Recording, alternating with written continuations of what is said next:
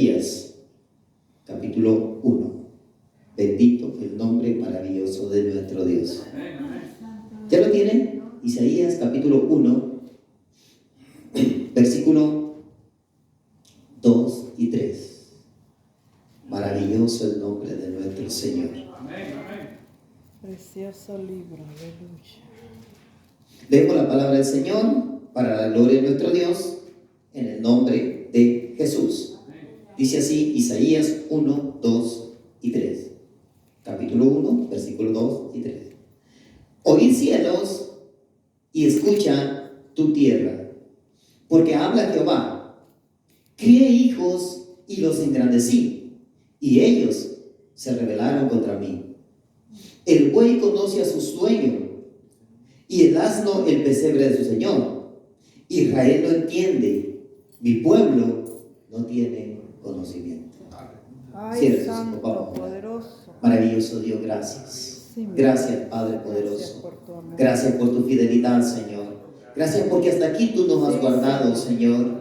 Hasta aquí tú nos has sostenido, Padre. Has sostenido la tierra, Señor. Has sostenido cada nación, Padre. Has sostenido a cada uno de mis hermanos en las diferentes partes del mundo, Señor. Gracias por tu infinita misericordia, mi Dios. Gracias porque continúa dándole oportunidad y esperanza a aquel que no la tiene, Señor. Aquel que no se ha decidido, Padre, lo sigues esperando, Señor. Gracias, Dios eterno, por tu fidelidad. Padre, en esta hora yo te suplico que tu Espíritu Santo sea siempre el que ministre la mente, el corazón, las vidas, Padre. Que tú alumbres los ojos del entendimiento de aquel que escucha tu palabra, Señor, para que pueda comprender, mi Dios de gloria, los tesoros ocultos en ella, Padre. En el nombre de Jesús, que tu Espíritu Santo nos enseñe, Padre. Que tu Espíritu Santo nos exhorte, nos aconseje, mi Dios. Dios eterno, guíanos, Padre, a toda justicia y a toda verdad. Toma control de los aires, de las potestades, de las huestes de maldad, Señor. Toma control, sujeta, Señor. Reprende al devorador en esta hora, Padre. Que tu gracia, Padre, descienda y llene este lugar, Señor. Toma el control, mi Dios poderoso. Gracias, Rey eterno. En el nombre, de Jesús. Pueden tomar su asiento, póngase cómodo, adorando el nombre de nuestro Dios, porque Él es bueno. El tiempo en que vivió el profeta Isaías fue un tiempo difícil y un tiempo parecido al que está viviendo la iglesia hoy en día. Era tiempo de decadencia moral y espiritual. El pueblo se había alejado de Dios, teniendo el verdadero Dios. Y hermano, los creyentes por muchos años, nos jactábamos de ser la iglesia verdadera. No lo decíamos, pero en nuestro interior lo sentíamos.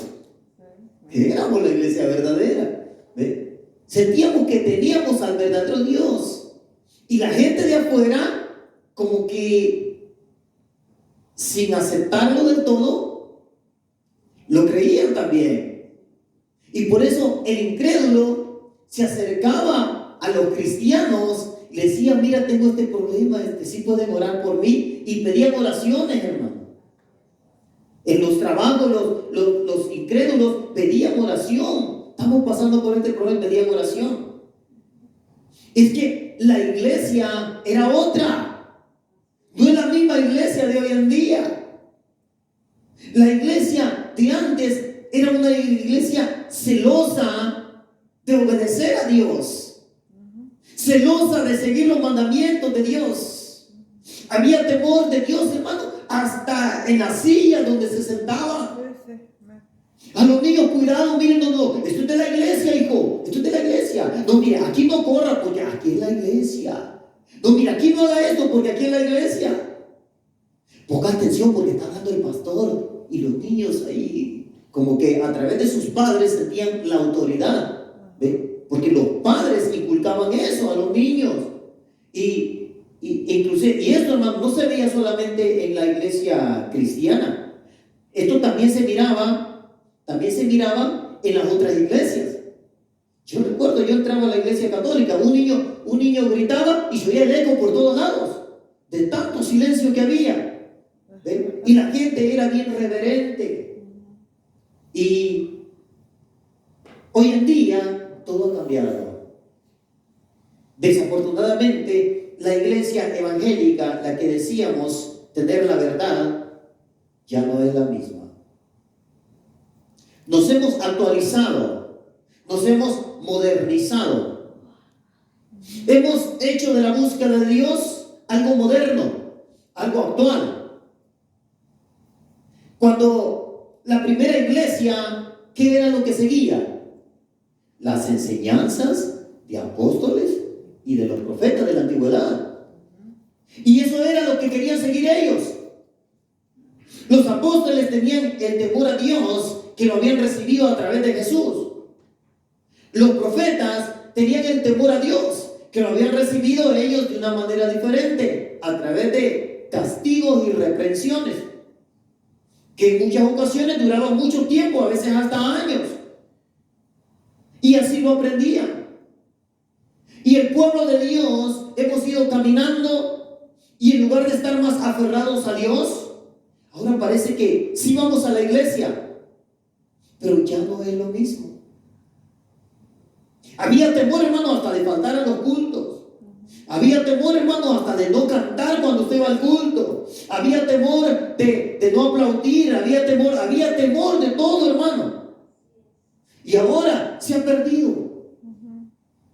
Estos tiempos se parecen al tiempo que vivía el profeta Isaías. El Señor le habla al pueblo a través de Isaías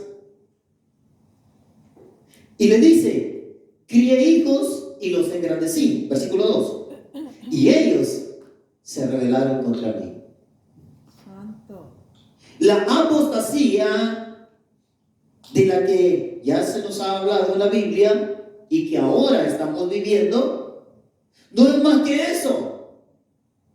Es una rebelión hacia lo que Dios ha establecido. Y a veces, hermanos, nosotros lo respaldamos con el hecho de que no, hermanos, son otros tiempos. La predicación de la palabra de Dios ahora debe ser diferente porque hay otros medios.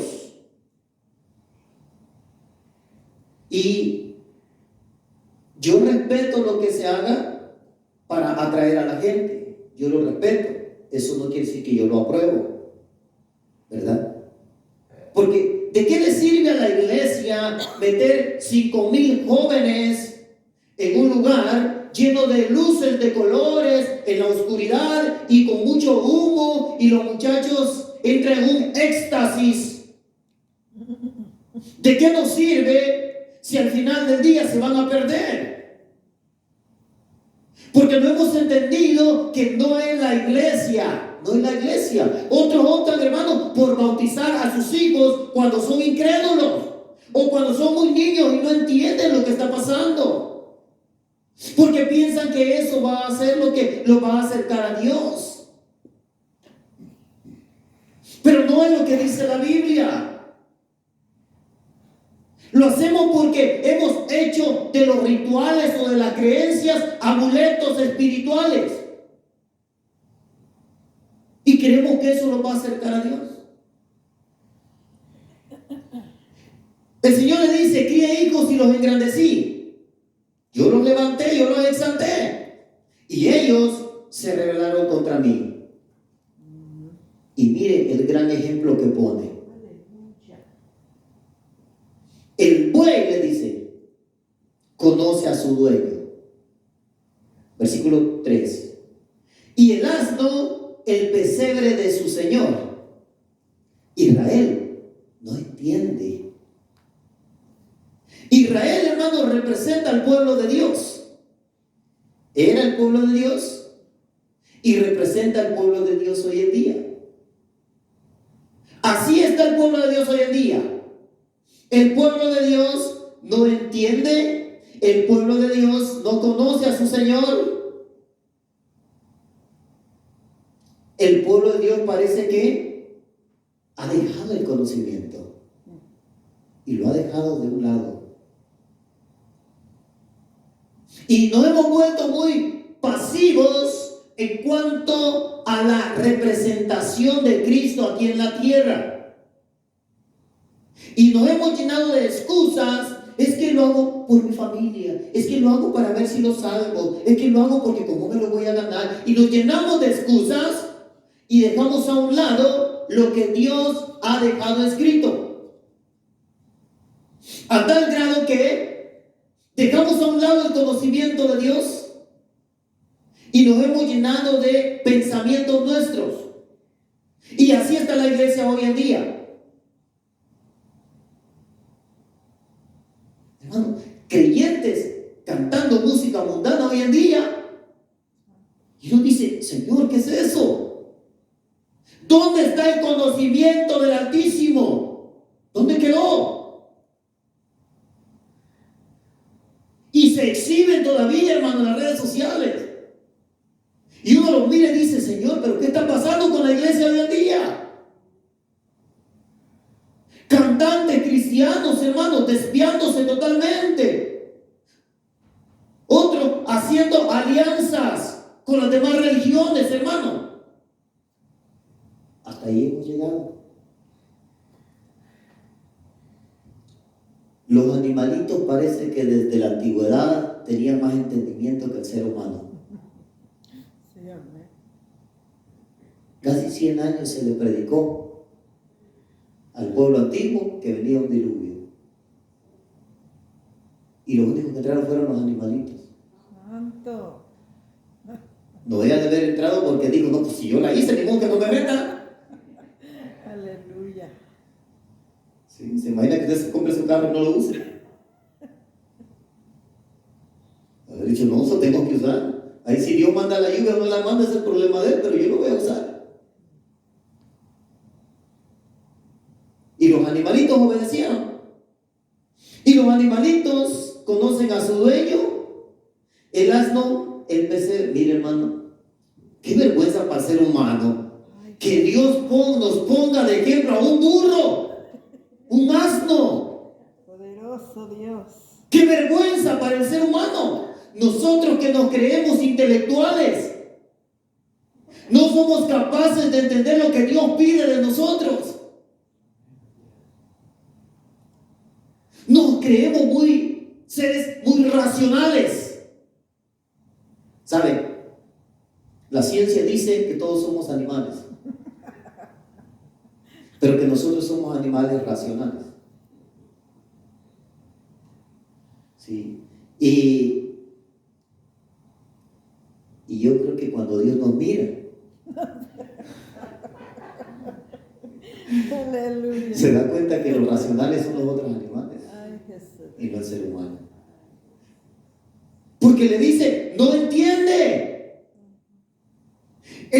Mire, el buey entiende quién es su dueño. Aleluya. El burro, pero el asno, hermano, para que no sienta tan feo. Conoce el pesebre de su señor. Aleluya. El burro conoce el pesebre de su señor, pero Israel no entiende.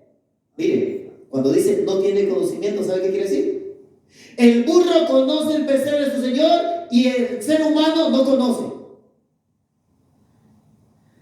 sea, Dios mira como que el burro tiene más conocimiento que los seres humanos. Porque no entendemos. No debería de ser así. No debería ser así. Dios le habla al pueblo a través del profeta Isaías, viendo la condición del pueblo. El pueblo en aquellos tiempos, hermanos, estaba lleno de inmoralidades. El pueblo en aquellos tiempos, sus gobernantes, los reyes, estaban buscando hacer alianzas con otros pueblos para obtener fuerza o protección. Ese era el escenario cuando aparece Isaías. E Isaías trata de demostrarles que la mejor alianza es con el Dios verdadero. Mientras que los reyes están buscando alianzas con otros reyes. Están buscando alianzas con Egipto, con Asiria, tratando de obtener fuerza por si el enemigo venía y los atacaba. E Isaías trata de mostrarles que el Dios verdadero es mejor aliado. Y el pueblo de Dios, ya no voy a decir, hermano, los seres humanos, sino los que estamos dentro de la iglesia, que decimos conocer la Biblia, no queremos hacer alianza con el Dios verdadero. El Señor se estaba quejando del pueblo y le dice, versículo 4, oh gente pecadora, pueblo cargado de maldad. La maldad no debería de existir entre el pueblo de Dios. El apóstol Pablo le escribe a la iglesia en Corinto y le dice que fornicación ni aún se nombre entre los creyentes. O sea, no debería ni de mencionarse eso. No debería de existir fornicación y adulterio entre los cristianos. No debería, porque se supone que tenemos el temor a Dios.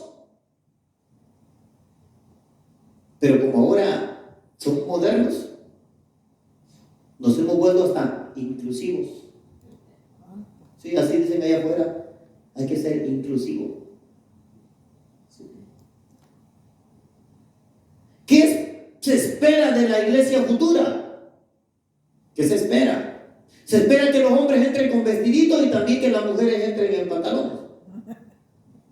Eso es lo que se espera de la iglesia futura, hermano. ¿Sí? Que Juanito sea Juanita y Mario se llame María. Es lo que se espera. ¿Por qué? La iglesia se está modernizando, se está actualizando. Este pueblo tenía el Dios verdadero y se estaban quejando. Dios les estaba diciendo cómo la inmoralidad ya había entrado al pueblo de Dios. Ya estaba ahí. Ay, santo.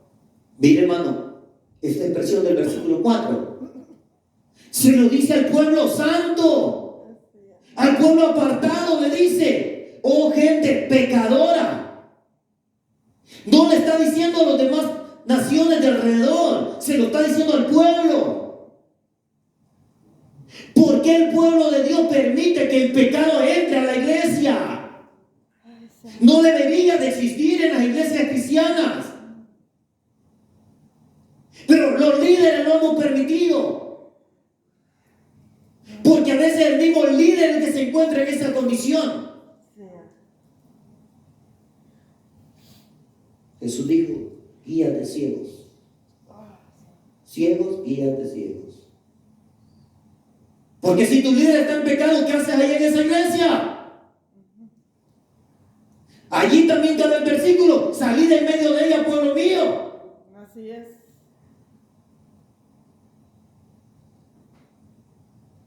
Así que al pueblo santo le dice gente pecadora, pueblo cargado de maldad, porque así estaba el pueblo.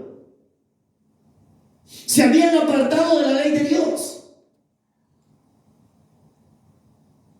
Y hoy en día, por atraer más gente, por llenar la iglesia, porque se nos olvida, hermano, que no es la mucha gente la que determina que Dios habita en ese lugar.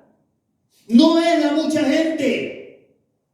Dios no necesita mucha gente para estar presente. Él requiere 2 o 3 nada más que se congreguen en su nombre y ahí está Él. Él no quiere mucha gente. Así es, amén. Pero la mentalidad de los creyentes, sobre todo los líderes, ha cambiado. Y ahora el líder no se siente pastor si no llena la iglesia. Oh, y si los que están en la iglesia no aplauden, hermano. Sí, hermano. Yo he estado en esos lugares donde dice algo de este lado.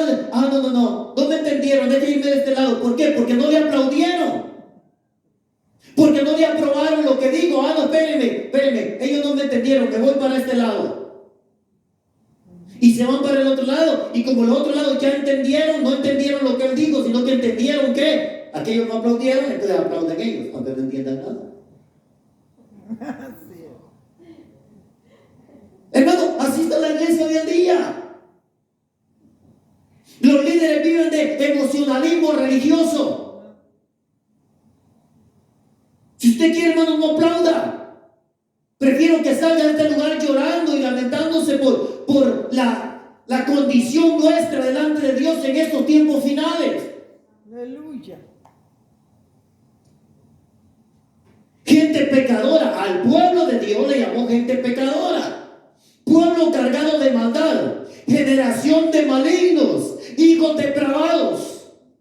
Y hermano, cualquiera que lea esto diría: le está diciendo a los egipcios, a los asirios. No, le está diciendo a Judá. Se lo está diciendo. Si usted observa el versículo 1, ahí dice: visión de Isaías, hijo de Amós, la cual vio acerca de Judá y Jerusalén. Se lo está diciendo a Judá y a Jerusalén. Se lo está diciendo a Israel.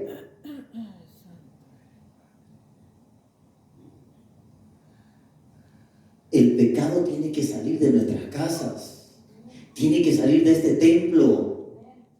Tiene que salir de la iglesia, hermano. Tiene que salir. Porque si no, el burrito y el buey, hermano, entienden más que nosotros. Bueno, Dios puso ese ejemplo, hermano. Dios puso ese ejemplo. Dios siempre pone ejemplo los animalitos, porque a veces tienen un mejor comportamiento que el ser humano. Sí, hermano. Las hormigas, dice, son muy trabajadoras, no son perezosas. Y hay seres humanos tan perezosos. Sí. Ay, disculpe, no voy a mencionar nombres. Pero bajar. O gente pecadora, pueblo cargado de maldad, generación de malignos, hijos depravados, hermano. Al pueblo de Dios. Pero mire, ¿por qué se volvieron pecadores? ¿Por qué se cargaron de maldad?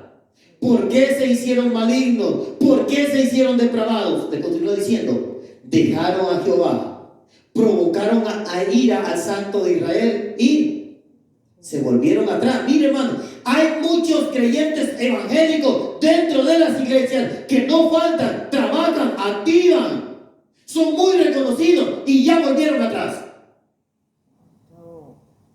Ya volvieron atrás. ¿Por qué? Aquí dice, hermano. Aquí dice: son gente pecadora, cargada de maldad, hijos depravados. Y eso provoca a ira al Santo de Israel. Y la persona vuelve atrás. Como nosotros señalamos, ¿verdad?, a los que por debilidad o quizás por problemas familiares ya no van a la iglesia. Pero hay muchos que están dentro de la iglesia, hermano, que también volvieron atrás. Porque así es la iglesia de hoy en día. Así es la iglesia moderna. Porque si usted habla la verdad, el edificio se desvacía. Lo dejan solo. Y si no habla la verdad, se llena. Y ahí está como usted. Hace un centro social y allí los tiene. Pero usted y ellos se van a quedar el día del arrebatamiento de la iglesia. Ahora mire, versículo 5. Dios daba por hecho que el pueblo conocía el poder de Dios. Y por eso la pregunta del versículo 5. Le dice: ¿por qué querréis ser castigados aún? Miren nomás. qué? ¿Por qué? ¿Por qué queréis ser castigados aún? La persona que no se vuelve a Dios, hermano, la persona que no abandona la desobediencia, no abandona el pecado, y Dios tiene un plan para contigo, recibirás un castigo. Si Dios tiene un plan, recibirás un castigo. Porque Dios, al que ama, castiga y corrige, como el Padre al Hijo que quiere. Así que, si estabas en una iglesia, Dios te dio un ministerio y ahora estás fuera, vas a recibir disciplina. Vas a recibir disciplina. Más vale que te vuelvas, porque entonces dice aquí que seréis castigados. Y la pregunta es, ¿por qué? ¿Por qué queréis ser castigados aún? Y sigue preguntando, ¿todavía os rebelaréis? ¿Todavía no se deciden? ¿Les está diciendo?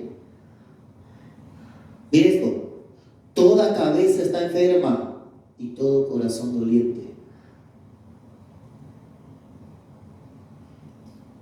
Cuando tu cristianismo es dirigido de acuerdo a tu cabeza, de acuerdo a lo que tú piensas. ¿Sabe, hermano? Yo me he topado con gente a la que le digo, mire, es que usted no tiene que actuar así. Dice, ay, hermano, pero es que yo pienso. ¿Ven? Su cristianismo es el yo pienso. Su cabeza enferma es la que lo está dirigiendo. ¿A qué me importa lo que yo pienso, hermano? ¿Sabe, hermano, que yo pienso que la gente en pecado se va a salvar?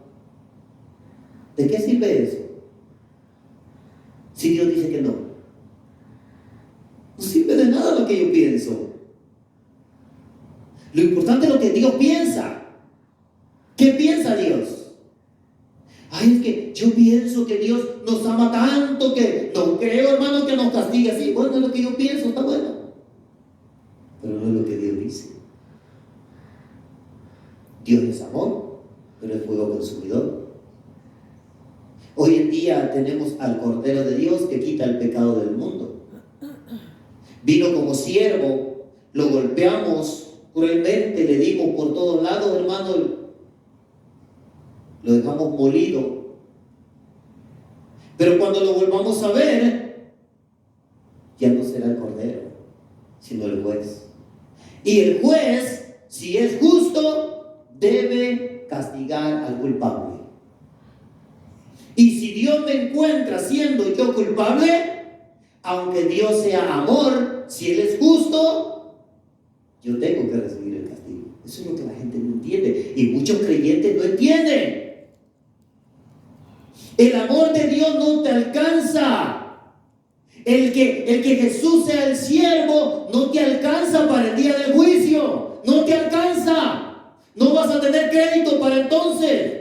Porque ya no verás al siervo, sino que veremos al juez. Y allí se nos preguntará, ¿cómo dirigiste la iglesia? ¿Qué permitiste en la iglesia? ¿A quiénes pusiste de líderes en la iglesia? ¿Qué les estaba enseñando a los hermanos? ¿Qué les estaba permitiendo a los hermanos?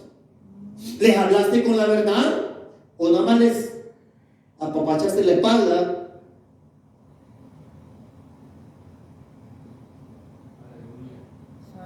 Eso es lo que nos van a preguntar en aquel día. ¿Qué tipo de creyente eras? ¿Amabas a tu prójimo?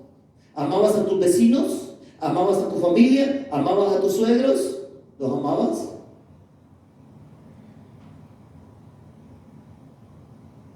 Eso es lo que nos van a preguntar en aquel día. Y el Señor le pregunta, ¿por qué queréis ser castigados aún? ¿Todavía os rebelaréis? Toda cabeza está enferma y todo corazón doliente. Desde la planta del pie hasta la cabeza no hay en él cosa sana, sino herida, hinchazón y podrida llaga. No están curadas ni vendadas ni suavizadas con aceite. Miren, hermano, esta era la visión de Dios hacia el pueblo. Así los miraba. ¿Usted sabe cómo mirará Dios nuestras iglesias hoy en día? Ay, Jesús. Cuando cuando usted va a las redes sociales y mira cada creyente compartiendo fiestas mundanas, anunciando fiestas en bares y uno dice, ¿y eso? Perdónalo, es el hermanito de la iglesia fulana. Sí, hermano, así estamos. Y quizá usted se esté preguntando hoy en día, hermano, pero ¿para qué nos está diciendo esto? Porque usted no ha ganado la batalla todavía. Porque todavía estamos bajo riesgo. Todos los creyentes estamos bajo riesgo a ser contaminados. Si usted sabe que en su iglesia se mueve pecado, sálgase de ahí. ¿Qué tiene que estar? Ay, es que aquí están los de mi pueblo. Sí, con todos los de su pueblo se va a ir para el mismo lado.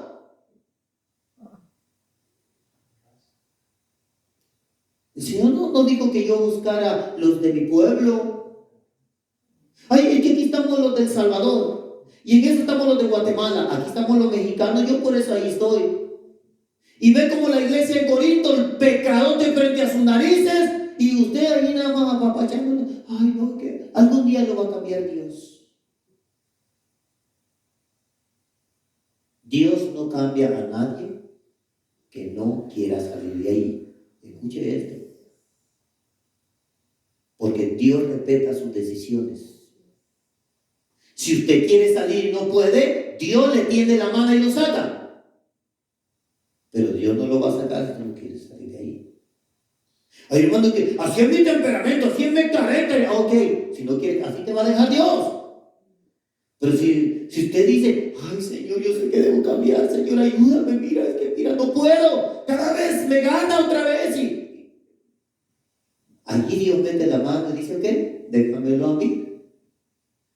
Te voy a hacer llorar un poquito y vas a ver cómo se va ese temperamento de carácter. Vas a ver.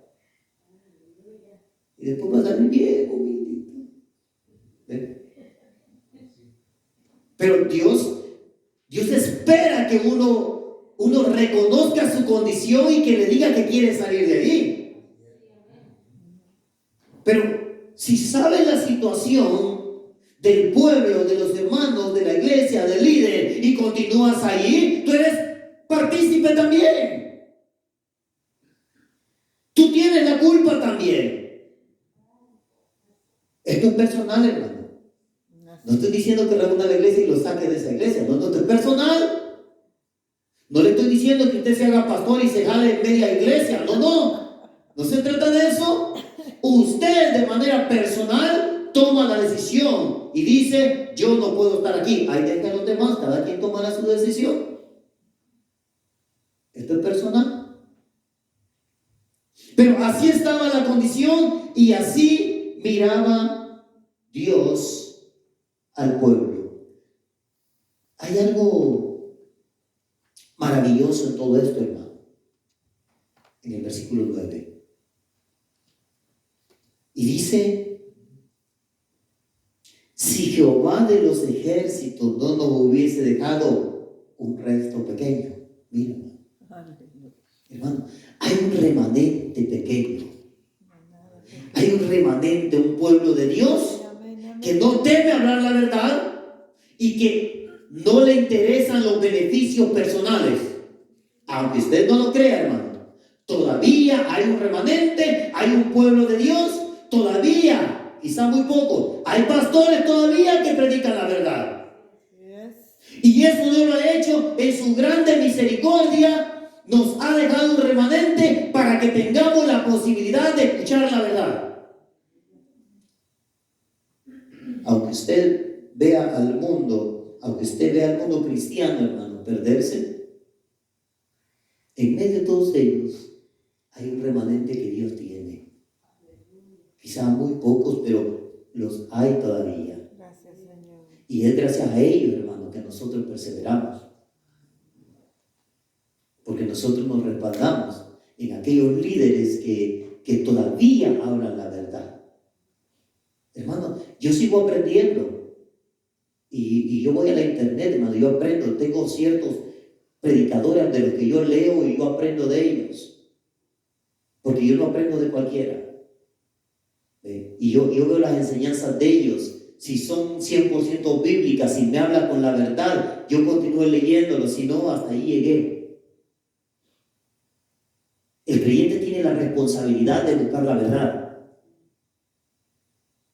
Y tiene la responsabilidad de buscar un lugar donde se le hable de esa manera. Pero mire, en la grande misericordia de nuestro Dios, el Señor tiene un remanente, un pequeño grupo en todo el mundo que no se deja contaminar tan fácilmente.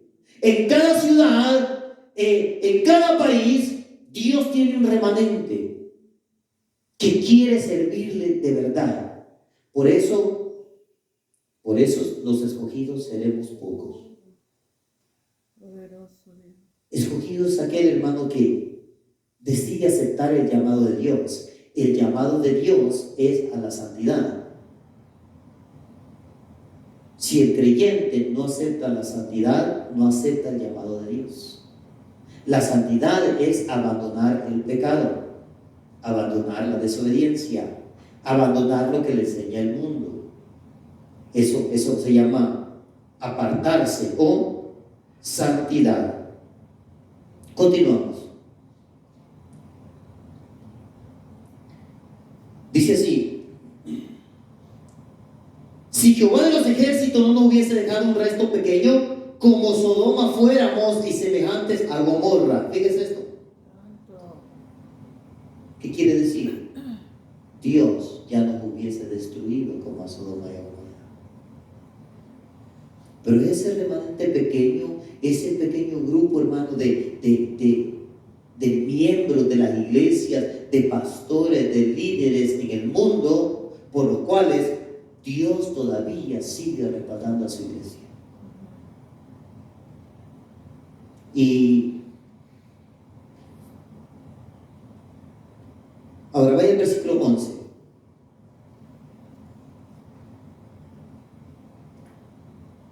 ¿Para qué me sirve, dice Jehová, la multitud de vuestros sacrificios? Hastiado estoy de holocaustos de carneros y de cebo de animales gordos. No quiero sangre de bueyes, ni de ovejas, ni de machos cabríos. Eso era lo que Dios demandaba conforme a la ley, que hicieran ese tipo de sacrificios. Pero el pueblo hacía los sacrificios, pero no se apartaba del pecado. Es como venir a la iglesia a cantar y no apartarse del pecado. Es como que yo venga a predicarle a usted y cuando salga de acá me embarro en el lodo del pecado.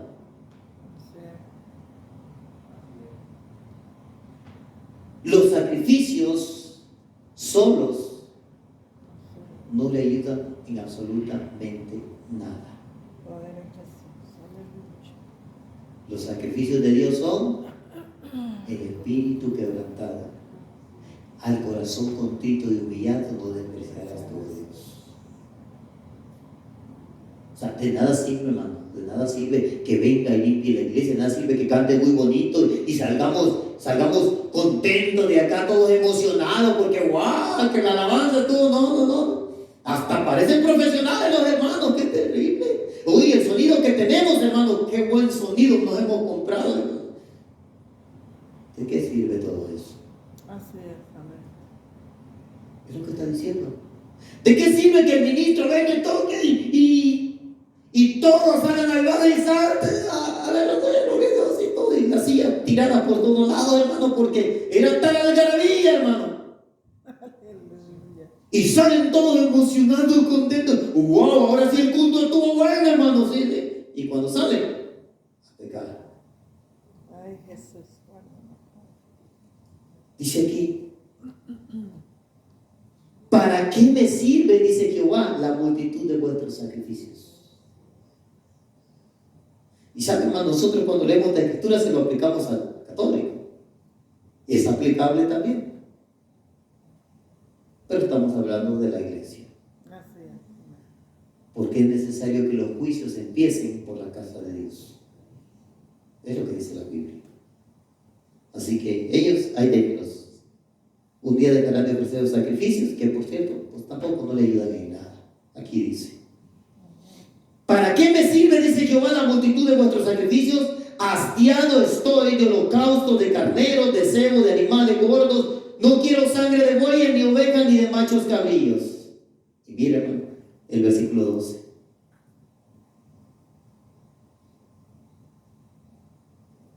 ¿Quién demanda esto de vuestra mano? Mire, esa pregunta, si se quedara ahí, el pueblo podría decir, tú. Sí, el pueblo podría decirle a Dios, tú. ¿Por qué? Porque la ley dice que hay que hacerlo. Son establecidos por Dios. Ellos no estaban haciendo algo fuera de lo que Dios establecía. El problema no eran los sacrificios. El problema era el complemento del texto que estamos leyendo. Ahí donde estaba. Dice, versículo 12. ¿Quién demanda esto de vuestras manos? ¿Quién lo demanda cuando venís a presentarlo delante de mí para hollar mis atrios? ¿Qué es hollar? Pisotear. Así que el líder, el ministro de alabanza, el pastor, el profeta, que pasa al altar de Dios y habla según de Dios o ministra según a los creyentes, cuando sale de allí y no se preocupa de la santidad, solamente pasa a pisotear el atrio de Dios. Mire, léanlo ahí, hermano. Es fácil leer la escritura y irse de paso y no entender lo que estamos leyendo. Ahora sí que voy a tener que preguntarle como el eunuco, ¿verdad? ¿Entiende lo que lee? Acuérdense que era el profeta Isaías lo que venía leyendo él también. ¿Entiende lo que lee? Y si no, entiéndalo. Entiéndalo. Entonces, viene solamente ¿qué? A pisotear, dice, mis atrios. Mire el versículo 13. Esta es la recomendación que le hace Dios. No me traigan más vana ofrenda. Si vas a estar en pecado, no me traigan más vana ofrenda. Si no te vas a santificar, hermano, no me traigan más ofrenda. Ay, que traiga una alabanza para Dios. No traigan nada. Llegue a la iglesia y siéntese. Escuche la palabra de Dios hasta que la palabra de Dios un día lo compunja, lo toque y lo haga entender de que sin santidad nadie verá al Señor. Aleluya. Santo. Porque mayor condenación es, hermano, que pasen los líderes, ministros de alabanza cuando salen de allí y no les interesa la santidad. Aleluya. No traigan más vana ofrenda. El incienso. ¿Qué era el incienso? El incienso era un grupo de hierbas aromáticas que al quemarlas el olor daba un olor agradable. Aleluya. Le explico eso para que entiendan lo que la Biblia le está diciendo al pueblo, lo que Dios le dice al pueblo. El incienso, el olor que según ustedes creen que es bonito y agradable, me es abominación. Y esto eran las celebraciones de ellos. Luna nueva y día de reposo. El convocar asambleas, sus reuniones, no lo puedo sufrir. Son iniquidad vuestras fiestas solemnes.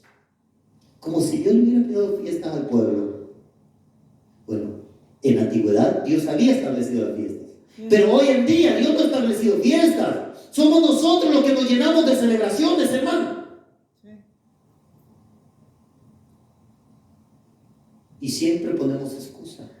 Es que para que venga la gente. Hay una iglesia en México, hermano, que celebra la Navidad. Pero en cada Navidad tienen gente inconversa. Tienen gente que no conoce a Dios. Y de cada Navidad, gente que no conoce a Dios se queda en la iglesia. Y el pastor les ha dicho: si usted no me trae gente nueva, se acabó la celebración de la Navidad. Él no celebra la Navidad, hermano. Él hace una cena para traer a la gente. Porque tampoco le pone un arbolito y un nacimiento. No, hermano, no. Solamente hace eso. Y les ha dicho, el día que no traigan gente nueva, se acabó.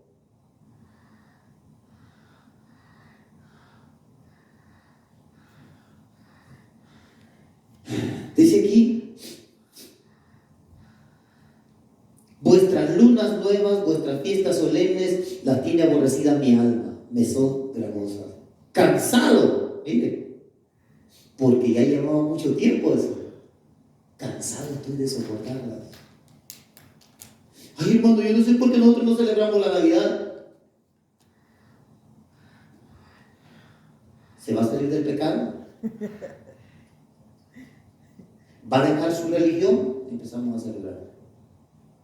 Pues la gente no quiere dejar la religión, hermano. No quiere que se celebre. Entonces nos volvemos religiosos. Jesús no nació en diciembre. El árbol de Navidad no tiene que ver nada con Dios. La diosa Aserá se representaba en un árbol. No tiene nada que ver con Dios. El nacimiento era más importante el día de la muerte que el día del nacimiento. Así es. Para nosotros el nacimiento de Jesús no significaría nada sin su muerte. Así es, amén. No tendríamos ningún beneficio del nacimiento de Jesús sin la muerte. Entonces para nosotros lo que debemos celebrar es la muerte de Jesús. La muerte del Señor anunciáis hasta que Él venga. Amén, amén. Eso fue lo que nos dijeron, que en la Santa Cena la muerte del Señor anunciáis hasta que Él venga. Nosotros anunciamos la muerte de Jesús, porque fue la que nos trajo la victoria. La victoria no nos la trajo el nacimiento de Jesús, no nos la trajo ni siquiera, hermano, ni siquiera la crucifixión. Porque si Jesús es crucificado pero no muere, y aún la muerte de Jesús no nos trae nada si Jesús no resucita. Así es, amén, amén. ¿Ven? La victoria de Jesús no estuvo en la cruz, no estuvo en su muerte, estuvo en su resurrección. Porque en la cruz no miramos a alguien victorioso, miramos a alguien derrotado. Derrotado, hermano, como aquellos que continúan trayendo el pecado sobre ellos. Fue el pecado sobre Jesús lo que lo hizo parecer derrotado. El pecado de todos nosotros. Y se imagina, venimos a Cristo, nos metemos a una iglesia evangélica y seguimos pecando, hermano. ¿Qué beneficio nos trajo la cruel muerte de Jesús? Cuando nosotros continuamos en lo mismo. El creyente se sigue endeudando con Dios cuando Dios ya pagó la deuda. Aleluya.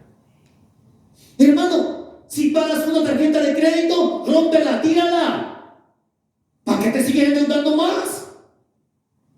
Lo mismo nos pasa con el pecado. Aceptamos a Jesús, ya no te metas en problemas con la desobediencia.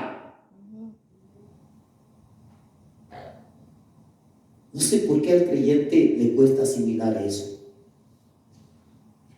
Cuánta razón tenía Jesús, ¿verdad? Versículo 15.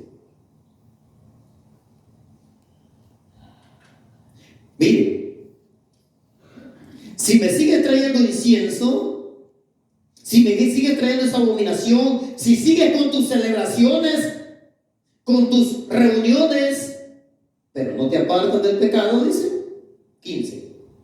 Cuando extendáis vuestras manos, yo esconderé de vosotros mis ojos. Asimismo, cuando multipliquen la oración, yo no oiré. Santo. Conozco evangélicos impíos. Digo impíos porque no se quieren salir del pecado. Diciéndome que van a orar por mí. Yo le digo, ok, está bien. Pero aquí la Biblia me dice que si continúa en esa condición, dice, ¿sí? Yo soy bien claro, hermano. Esconderé de vosotros mis ojos. Asimismo, cuando multipliquéis la oración, yo no oiré. Yo no oiré. Porque Dios no oye a los pecadores. Si alguno es temeroso de Dios, si el pecador es temeroso de Dios y empieza a hacer su voluntad, a este oye. oye al pecador, pero la única excepción es el pecador que trata de hacer la voluntad de Dios. Porque, hermanos, nunca dejaremos de ser pecadores. No más que no somos pecadores con conocimiento. No somos pecadores voluntarios. Yo no me voy a pecar porque quiero. Peco porque sin querer mi cuerpo me induce al pecado. Sigo cometiendo errores. Y esos errores que cometo, Dios le llama desobediencia, le llama pecado. Pero cuando yo sé que algo es pecado, yo ahí me detengo. ¿Por qué? Sigo siendo pecador, pero no soy esclavo del pecado. El Señor Jesús me liberó del pecado. No voy a volver a ser esclavo. Los esclavos se quedaban con sus amos cuando sus amos les eran agradables. Mi antiguo amo no me es agradable. No quiero continuar siendo esclavo de él. Por lo tanto, no quiero volver al pecado. Cuando yo sé que es pecado, no quiero volver ahí. Entonces yo soy de los pecadores que tratan de hacer la voluntad de Dios, y por eso Dios los oye. Pero el pecador que insiste en mantenerse en esa vida de esclavitud, Dios no lo oye. Así que yo no lo contradigo, hermano. Si me dice, voy a orar por ti, está bien, gracias. Pero yo sé que Dios no lo va a oír. Bíblicamente, Dios no lo va a oír. Así que Dios no los oye. Versículo 16. El versículo 16 es un llamado. Lavaos y limpiaos. ¿Quién va a hacer eso? La persona. Le está diciendo, límpiense, lávense. La persona. Quita la iniquidad de vuestras obras de delante de mis ojos. Deja de hacer lo malo. La persona tiene que tomar la decisión de dejar de hacer lo malo. Todo empieza, hermano, con lo básico. Con lo que usted sabe que es malo. ¿Es malo el chisme, hermanos? ¿Tienen miedo de decirlo? Sí, es malo.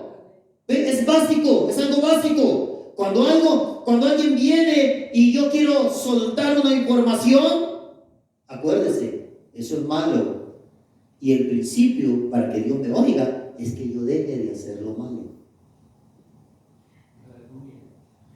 Así es. Lávate y límpiate. Quita la iniquidad de vuestras obras de delante de mis ojos. Deja de hacer lo malo.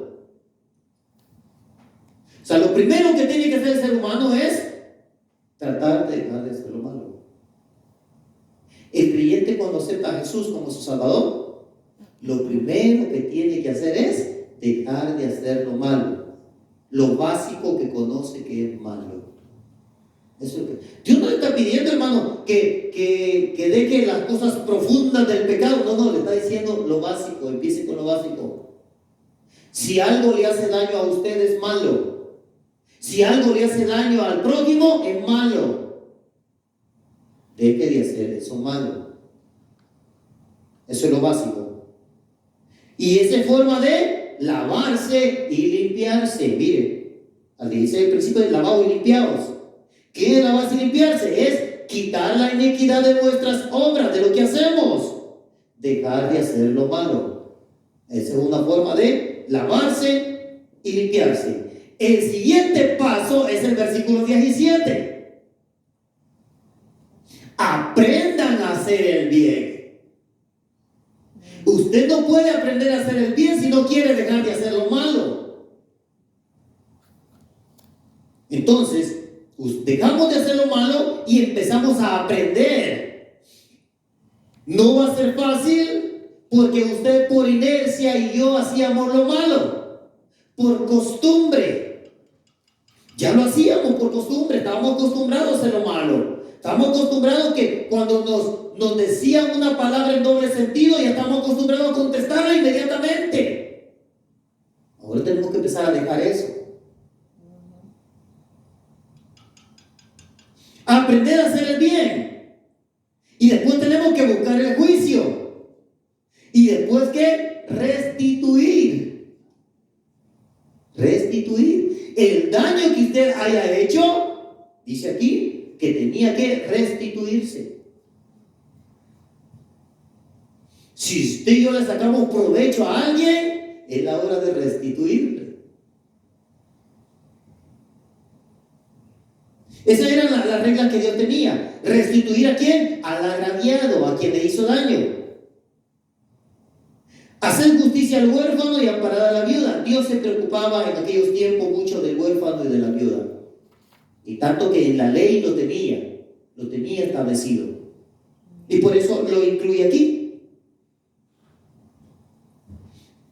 Así es que, ¿qué es lo que tenemos que hacer entonces? Lavarnos y limpiarnos, quitar la iniquidad de nuestras obras, dejar de hacer lo malo y luego aprender a hacer lo bueno. Así que el creyente, sobre todo los líderes y ministros de la iglesia, ya deberían de haber aprendido a hacer lo bueno. Porque cuando estás en una responsabilidad de liderazgo o que te han dado una responsabilidad en la iglesia, es porque se supone que tú ya eres un creyente ya crecidito. Y si no lo hacemos así, el problema es de los líderes que hay en la iglesia. Ahora, vaya al versículo 19 y 20. Mira el 19. Si quisieres y oyeres. ¿Qué quiere decir eso, hermano? Es voluntario. Es voluntario. Si usted quiere cambiar y dejar de hacer lo malo, bienvenido.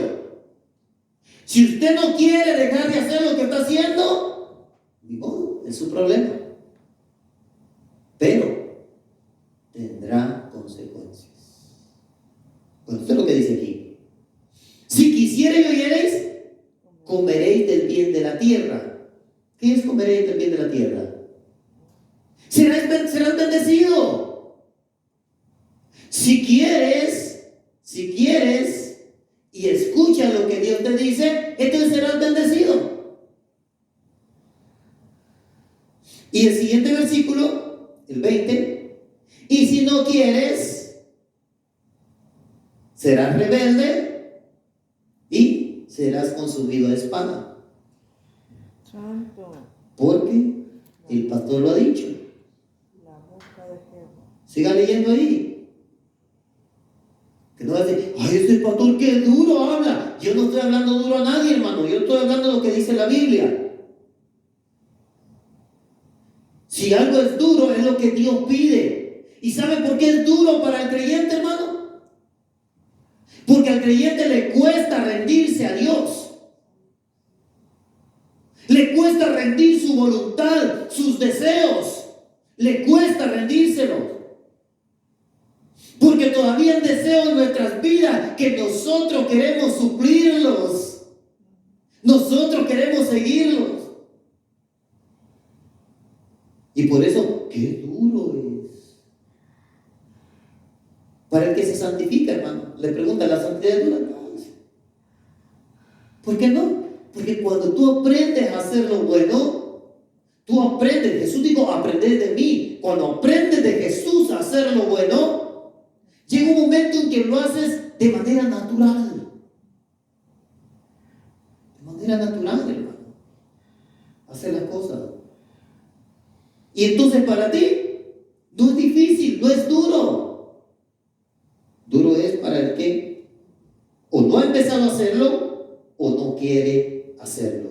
Así que si quieres y oyes, serás bendecido, comeréis del bien de la tierra. Recuerde que en aquellos tiempos había muchas cosechas. Y entonces la bendición que recibían era de las cosechas. Por eso hoy en día es aplicable a cualquier tipo de trabajo que usted haga. ¿Verdad? 20. Y si no quieres, entonces Si no quieres, pues te conviertes en rebelde. Seréis consumidos a espada, porque la boca de Jehová lo ha dicho.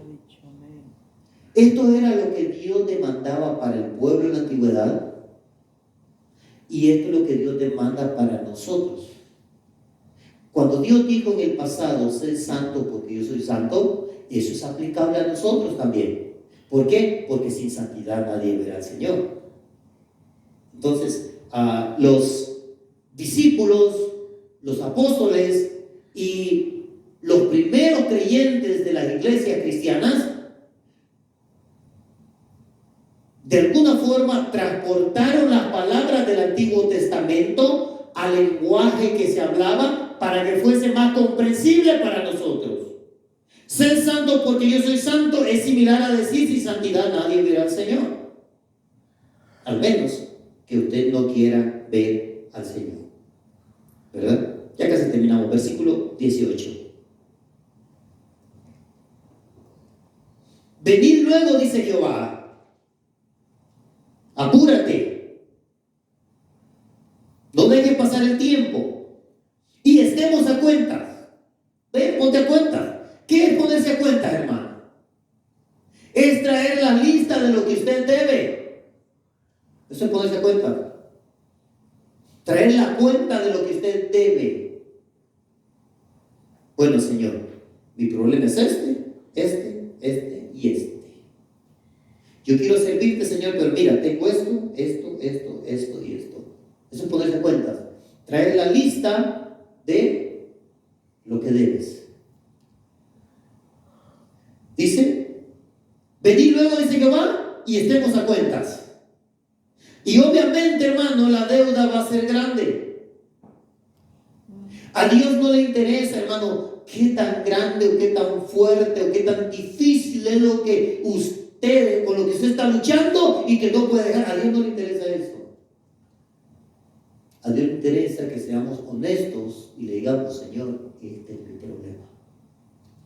Porque si usted continúa viendo ahí el versículo 18, dice, mire, cuando dice, si vuestros pecados, ¿sabe qué quiere decir? Que es obvio que la lista que vamos a presentar delante de Dios son pecados. Nadie va a decir, ay, Señor, es que yo soy muy bueno. Porque entonces dice, ¿y en qué te vas a poner a cuenta si no me debes nada? Cuando te pones a cuenta con alguien es cuando vas y le debes. Porque el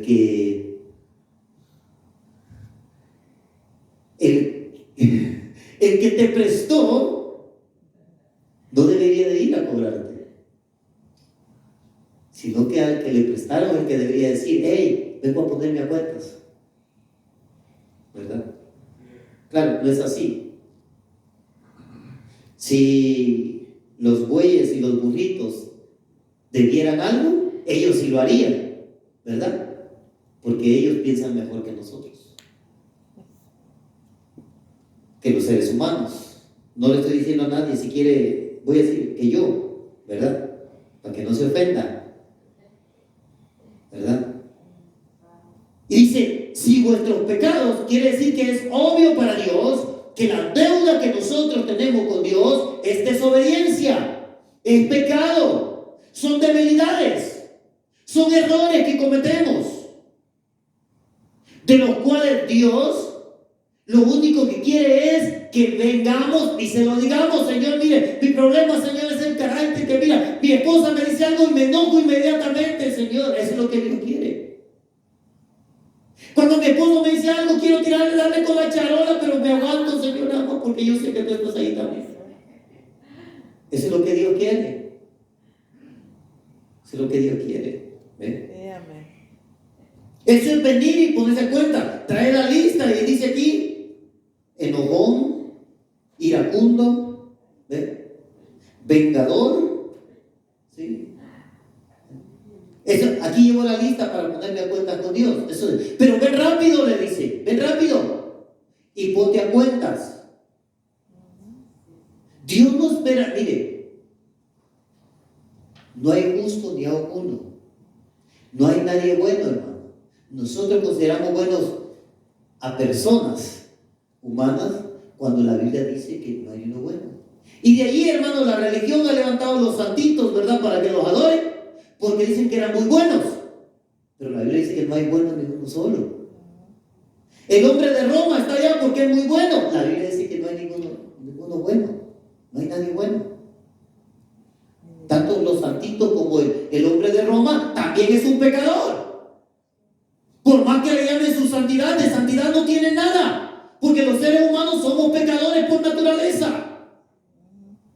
Al menos que él no descienda de Adán. Ahí sí, hermano. Ahí sí. El pecado de Adán no le afecta absolutamente nada. Pero todos somos pecadores. Dios espera. A Dios no le va a sorprender que yo le diga: mira, señores, que soy muy iracundo, soy corajudo, soy delincuente, soy ladrón, A Dios no le va a impresionar eso. Y es lo que Dios espera. Recuerde, Jesús pagó la deuda por nuestro pecado, porque es un hecho que cada pecado es una deuda. Entonces Dios dice: venga y póngase a cuentas. Así es. ¿Y a quién le está hablando? Al pueblo de Dios. Porque se supone que la deuda ya se pagó. Y como la deuda ya se pagó, ahora te toca venir a ponerte a cuentas. ¿Por qué? Porque la cuenta que tú tenías en ignorancia ya fue pagada. Ahora, después de pagar la deuda, te volviste a endeudar. Pero yo soy ministro de alabanza. Pero te endeudaste. Ven, ponte a cuentas. Tráeme la lista de lo que debes. Ponte a cuentas. Y mira lo que voy a hacer, le dice. Si en la deuda tus pecados son como la grana, como la nieve serán emblanquecidos. ¿Qué le está diciendo? Hey, tú dame, ven y dímelo. Yo estoy dispuesto a perdonar la deuda otra vez. Aleluya. Pero ahora tienes que venir tú y traerme las cuentas. No te voy a perdonar las cuentas si tú no vienes. Ahora tienes que venir. Como la nieve serán emblanquecidos. Si fueren rojos como el carmesí, vendrán a ser como blanca lana. Está fácil, hermano. Está fácil para el pueblo de Dios. No sé por qué los líderes, ministros de alabanza, pastores, diáconos, ujieres, profetas, ¿por qué no vienen delante de Dios y le dicen: mira, este es mi problema? Si ahora está fácil. Viene delante de Él, dice, y Dios promete emblanquecerlos.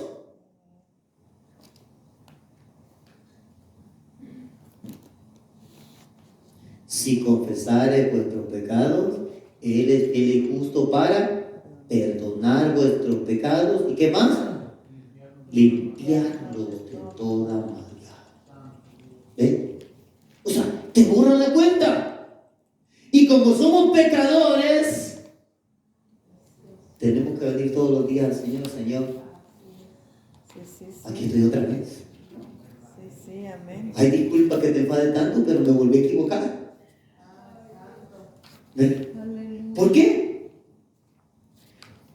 Porque esto es un constante venir a cuentas y un constante limpiarte. Así es, amén.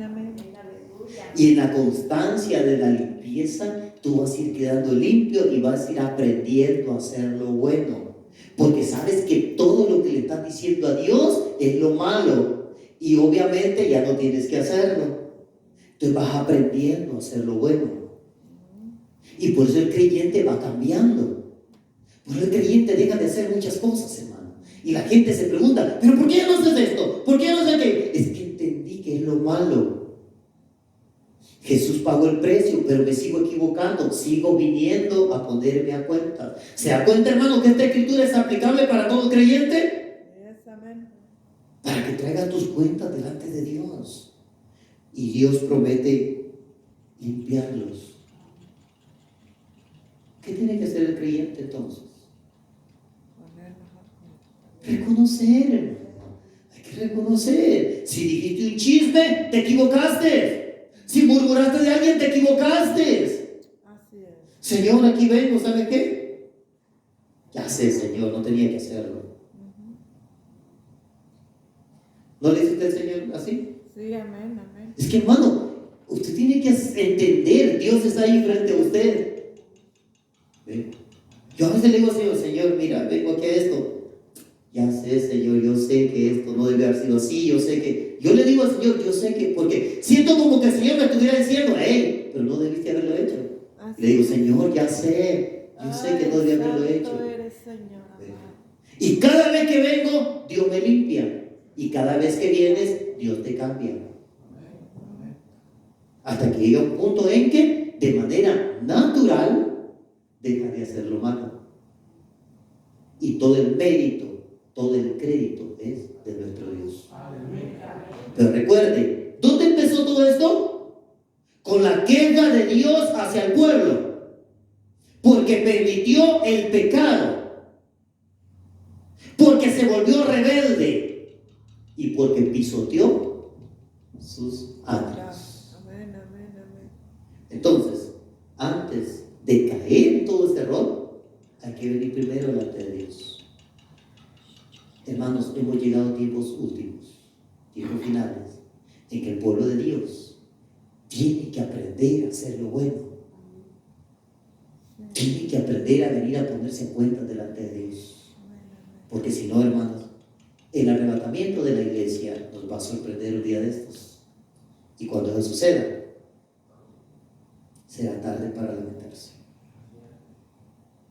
Venid luego, pronto. Y póngase de pie. Y póngase cuenta, hermanos. Sí. Todos los días tenemos que ponernos a cuenta con nuestro Dios. Porque nunca dejaremos de ser pecadores. Pero somos pecadores de lo que no somos voluntarios. Si sabe que algo es malo, no lo haga, hermano. No lo haga. Y aprenda a hacer lo contrario. Aprenda a hacer lo bueno.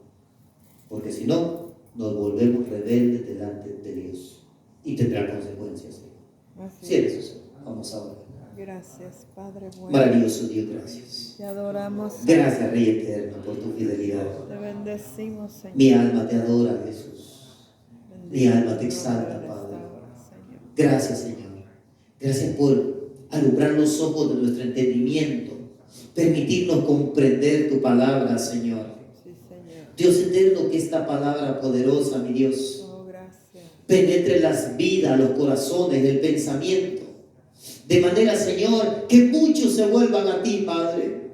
Que muchos entiendan, Señor, que tienen que venir y ponerse a cuentas ya, luego, antes que sea demasiado tarde. En el nombre Dios eterno, que esta palabra poderosa penetre el corazón de líderes, de pastores, de ministros, de profetas, de ujieres, Señor. Sí, Señor. De gente común, Padre, en el nombre de Jesús.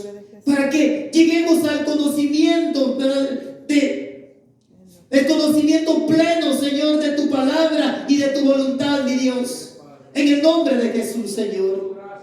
Que nuestros hechos, Padre, exalten tu nombre, mi Dios. Dios eterno, glorifícate en nuestras vidas, Padre. Ayúdanos a ser mejores creyentes, mejores ciudadanos, Señor. Mejores padres, mejores hijos, mejores esposos, Señor. Mejores esposas, Padre. Ayúdanos a hacer lo bueno, Padre, en las diferentes áreas de nuestra vida, mi Dios. Para que siempre, Señor, siempre, Padre, reflejemos tu gracia, tu misericordia, Padre. Siempre reflejemos el amor que siempre demostraste, Padre, no solo hacia tus hijos, Señor, sino hacia toda la raza humana, mi Dios. Dios eterno, gracias por tu fidelidad, Señor. Que esta palabra penetre en los corazones, mi Señor. Que como martillo que quebranta la piedra, Señor, golpee, mi Dios amado, hasta que seamos quebrantados, Señor, y vengamos a ponernos a cuenta contigo, maravilloso Dios. Gracias por tu fidelidad, Señor poderoso. Te adoramos y te exaltamos, mi Señor.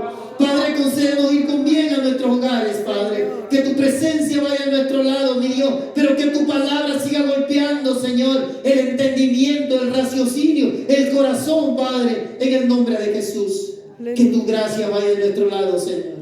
Y que en ti aprendamos a descansar, mi Dios. Gracias, Rey eterno. Ayúdanos a hacer más alianzas contigo, Señor. Gracias, Dios eterno. Gracias, Señor. En el nombre de Jesús. casas. Aleluya.